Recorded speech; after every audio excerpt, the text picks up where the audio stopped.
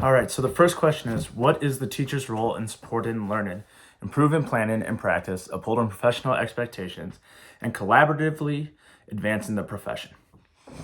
To directly quote the piece on the dispositions of teachers, it says, educators should believe that all students could learn and should set and support realistic expectations for student success. These expectations should be communicated in a positive way. I think that's super important, that expectations need to be communicated, but also in a positive way. It makes the student more excited.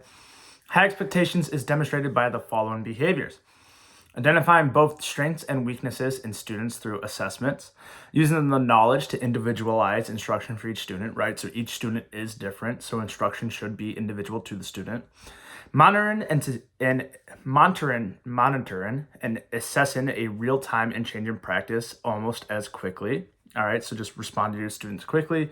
Communicate expectations positively through a variety of methods. Again, just to reiterate, it's really important to communicate expectations. It's really important to do it in a positive manner. So that's really with high expectations. As far as collaboration, communicating appropriately, frequently, and effectively, that's with teachers, that's with administration, that's with students, that's with parents, that's with the community.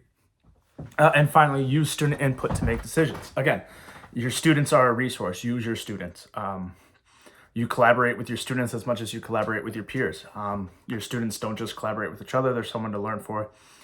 Carry yourself in a professional way. Question 2 asks, what professional dispositions of learners do you currently possess that will make you a successful teacher?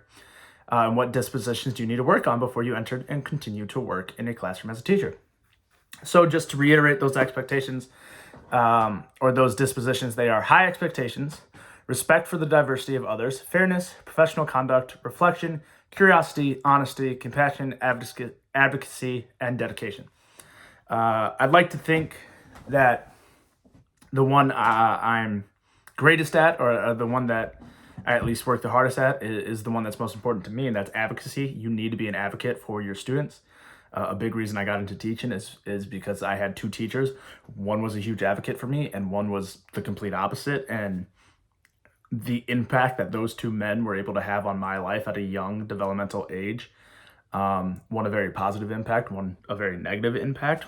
I don't like to throw the word hate around, but I still have a distaste in my mouth for that man that taught me in high school. So I think the importance of being an advocate cannot be overlooked. And I really try hard with that. I think compassion, honesty go hand in hand with advocacy, and dedication goes hand in hand with that too. I think the one I probably need to work on most is high expectations. I work in a inner city school at the moment, and my expectations, to be frank, are not very high. I have kids in 7th grade classes who still can't read. But to go into high expectations are different for the individual. I have some students who, if they don't throw their desk, if they don't knock their stuff over, if they don't yell out in class, that's a good day for them. So expectations need to be tailored to the student. As a young man, as a young teacher, or a young staff member, I think that's important to focus on that and improving that.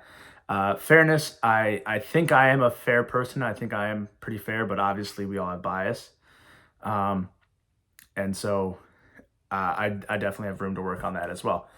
What effect could personal bias have on teaching and learning? So to go into bias, we're all biased. I'm currently working on a humanitarian degree for social studies. We're going to talk politics. We're going to talk current events. We're going to talk stuff where mom and dad might have a very strong opinion at home. The student might have a very strong opinion. I have strong opinions. So I think my bias it's going to be there. Bias is natural. I think I should do my best, however, to remain objective, to remember that my views and my students' views may not be the same. And it's important to listen and accept views from all sides. And then obviously the last question, reflecting on your own professional dispositions of learnings related to education, explain how you will uphold and adhere to academic and professional integrity as a current teacher candidate or as a future teacher. Again, I put so much emphasis on advocacy. I think it's really important to be an advocate for your student. That's something that I will focus on throughout my life and my future career. Curiosity. There's a reason I'm here. I'm a curious person. I'm continuing to learn. I didn't stop at a bachelor's degree. I'm continuing to a master's. So obviously there's curiosity there, and it's important in the classroom. It's important outside of the classroom. So you should be a curious person as well as promote that.